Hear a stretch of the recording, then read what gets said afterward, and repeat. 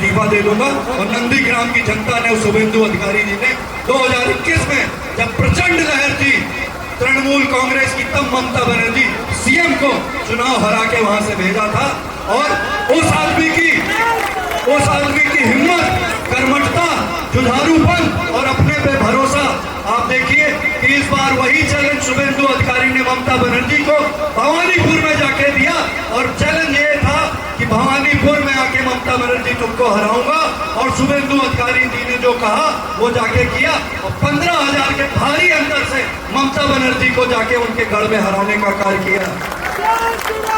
इतना सीना ठोक के राजनीति करने वाला आदमी, हमेशा मैं ऐसे इंसान को फॉलो करता हूं।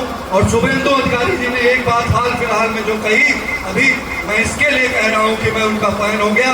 उन्होंने एक बात बोली, मोदी जी का नारा है सबका साथ, सबका विकास, सबका विश्वास। मैंने अपने इंटरव्यू में भी ये बात पहले भी बोली थी और वही बात शुभेंदु अधिकारी जी के मुंह से सुन के मुझे बहुत अच्छा लगा, इसलिए मैं कह रहा हूं कि मैं उनका फैन हो गया। उन्होंने बोला जिसका साथ सिर्फ उसी का विकास।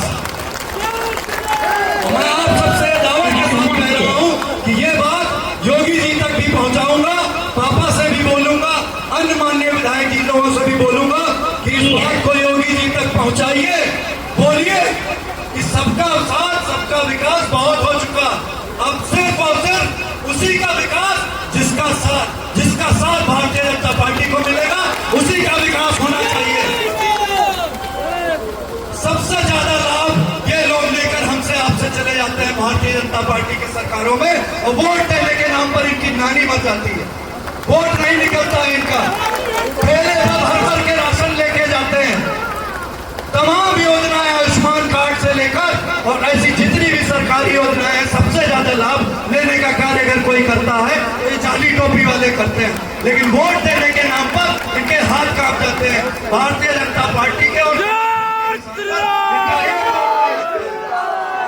तो मैं अपनी हिंदू जनता से खासकर ये अपील करना चाहूंगा और ये उनसे वादा करता हूं कि अभी तक तो जो चल रहा था, हम तो लगातार प्रयास कर रहे हैं कि हम हिंदुओं के हैं, हिंदुओं के ही थे, हिंदुओं के ही रहेंगे, उन्हीं के लिए रहेंगे, उन्हीं के लिए जिएंगे, उन्हीं के लिए मरेंगे।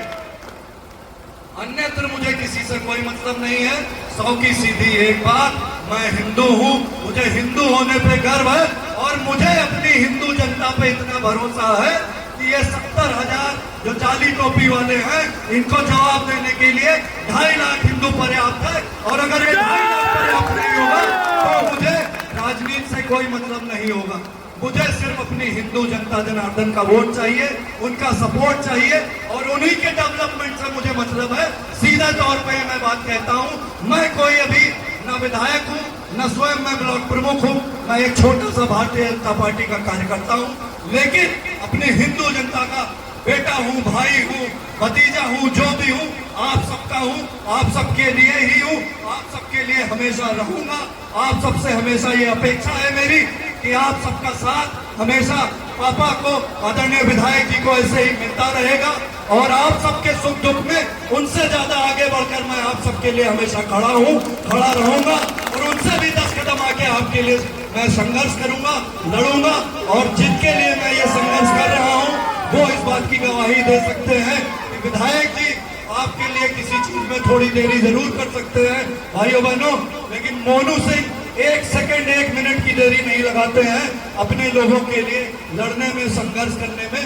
मैं बहुत ज्यादा समय न लेते हुए बस पुनः कटरा बाजार की इस पावन भूमि से, हनुमानगढ़ी की इस पावन भूमि से, बंगाल की देवदिल हिंदू जनता को कोटि कोटि नमन करता हूं, बधाई देता हूं, शुभकामनाएं देता हूं कि बंगाल सही मायने में जो अब 2026 में उसको आजादी मिली है, हम सब उस चीज को समझ नहीं सकते हैं क्योंकि हम बंगाल से बहुत दूर है भाइयों बहनों।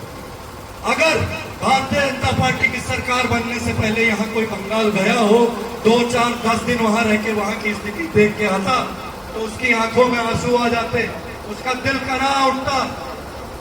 इतनी तकलीफें झेली है वहां पे हिंदू भाइयों बहनों ने जिसकी कोई सीमा नहीं।